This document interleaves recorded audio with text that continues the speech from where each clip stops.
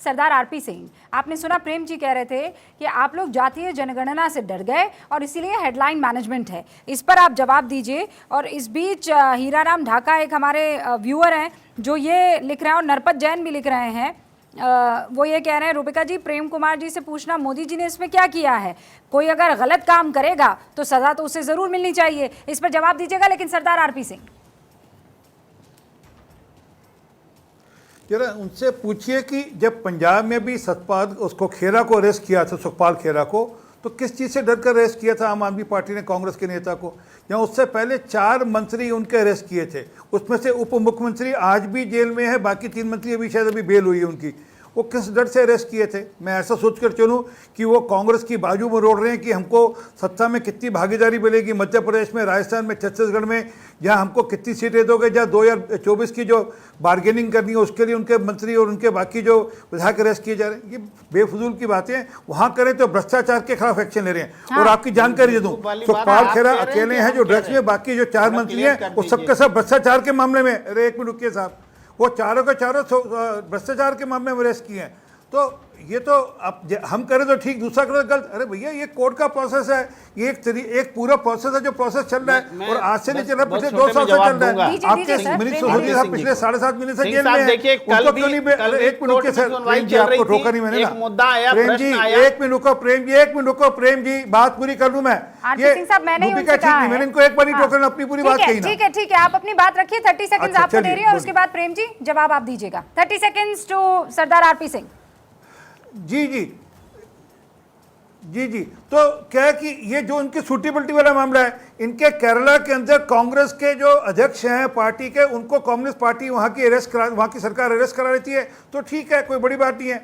केजरीवाल साहब छत्तीसगढ़ में जाकर कहते हैं बघेल साहब सबसे बड़े भ्रष्ट मुख्यमंत्री हैं देश के, तब सब बिल्कुल ठीक है। अधीर रंजन चौधरी कहते हैं कि ममता बनर्जी सबसे ज़्यादा भ्रष्ट है, तो सब बिल्कुल ठीक ठाक है। असल में क्या कि इनको सूटेबिलिटी वाला मामला है। हाँ। इनको असल में ये दिक्कत हो रही है कि एक्शन क्यों हो रहा है। आज भ्रष्टाचार के खिलाफ मोदी जी ने जो अभियान छेड़ा है उस पर कार्रवाई क्यों हो रही है, और जो बड़े बड़े भ्रष्टाचारी जो बात कही है उस पर जल्दी से जवाब दीजिए प्रेम जी, और उसके बाद मेरे 3 और मेहमान इंतजार कर रहे हैं अपने। सबसे पहले एक लाइन तो ये कि मेघालय को भूल गए, जहां पर कि गठबंधन से हट करके पूरे अमित शाह जी, नरेंद्र मोदी जी ने कैंपेन चलाया था कि इससे भ्रष्ट सरकार देश में कोई नहीं है, और आप स्वयं सरकार में शामिल थे, और चुनाव नतीजे आया, फिर 2 ही सीट रह गई और फिर सरकार में शामिल हो गए। तो वो दूसरे उदाहरण मत दीजिए। दूसरी बात है कि कल सुनवाई चल रही थी अदालत में, अब रुक जाइए प्लीज, अदालत में सुनवाई चल रही थी, एक बात आई कि आम आदमी पार्टी को ही क्यों नहीं पक्ष बनाया जाए, पूरी मीडिया में खबर आई। आज जब जस्टिस के पास में ये बात लाई गई कि आपके प्रश्न करने से ये मतलब निकाले जा रहे हैं, तो जस्टिस खन्ना ने कहा कि मीडिया को मतलब निकालने दीजिए। तब जो सरकारी वकील हैं वो कहते हैं कि मैंने भी बाइट दी है बाहर में कि आम आदमी पार्टी जो है इसमें शामिल है और मैं साबित करके रहूंगा। तब उन्होंने कहा कि नहीं ठीक है आगे बढ़ते हैं, और एक सवाल जो उठाया वो मैं बोलना चाहता हूं कि अगर आज कहा कि अगर गलत करता है तो क्या बी और सी को गिरफ्तार करोगे?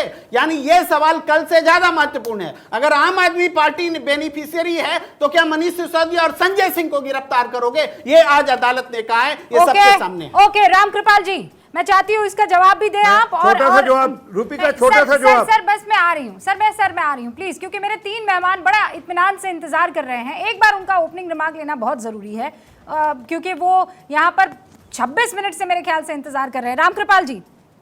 जी नीता जी, सवाल क्या रुक गया जी, जरा मुझे नहीं रामकृपाल जी, आपने सुना प्रेम जी ये कह रहे हैं कि सुप्रीम कोर्ट ने ये, एक तो वो हेडलाइन मैनेजमेंट पर सवाल पूछना चाह रहे हैं, वो ये कह रहे हैं कि ये सब जो है बड़ा सोचा समझा वक्त चुना गया है, पता था कि हमें कहां से कैसे चीजों को डाइवर्ट करके और डिस्कशन इस बात पर ले आना है।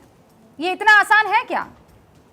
भूमिका जी, हमें बचपन से ही ये कहा जाता है कि कोई भी काम करना सोच समझ के करना, तो कोई अगर कुछ भी काम सोच समझ के करता है तो इसमें गलती क्या है भाई?